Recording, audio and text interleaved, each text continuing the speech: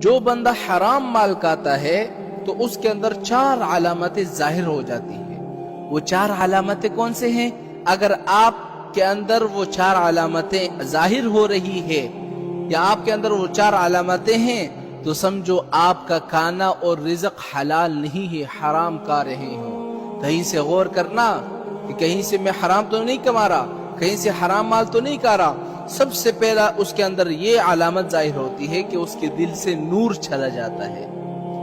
دوسری علامت یہ ظاہر ہوتی ہے کہ اس کی طبیعت میں سستی آ جاتی ہے، کاہلی آ جاتی ہے۔ آپ دیکھیں نا آج ہر بندہ سست کیوں ہے؟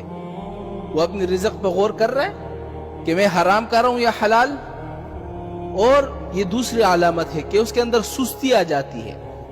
تیسری علامت یہ ہے کہ اس انسان کے دل میں برے برے خیالات اور جذبات ابھرنے لگتے ہیں، ہر وقت انسان دل میں برے کام سوچتا رہتا ہے۔ یہ تیسری علامت ظاہر ہو جاتی ہے۔ اور چوتھی علامت یہ ہے کہ نیک کام کی طرف اس انسان کی پھر طبیعت نہیں رہتی، ہر وقت برائی کا کام کرتا ہے، اور نیک کام کی طرف اس کا دل بھی نہیں چاہ رہا ہوتا کہ میں نیک کام کروں۔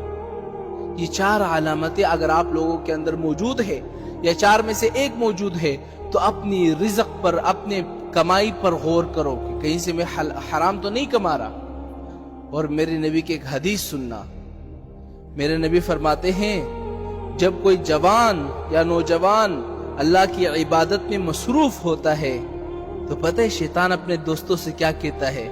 شیطان اپنے دوستوں سے کہتا ہے کہ دیکھو اس کا خوراک کیا ہے، اس کی غذا کیا ہے۔ اگر اس شخص کا کھانا پینا حرام ہو نا، کھاتا حرام ہو، پیتا حرام ہو، کماتا حرام ہو، تو شیطان اپنے دوستوں سے کہتا ہے کہ تم اس بندے کی طرف سے بے فکر ہو جاؤ، کوئی ٹینشن لینے کی ضرورت نہیں۔ ابے کیوں ٹینشن لینے کی ضرورت نہیں ہے؟ وہ اس لیے کہ بھائی جب اس کا کھانا حرام ہے تو بھائی اس کی عبادتوں کا بالکل کچھ بھی فائدہ نہیں۔ یہ عبادتیں 1000 دفعہ کرے گا کوئی فائدہ نہیں ہوگا۔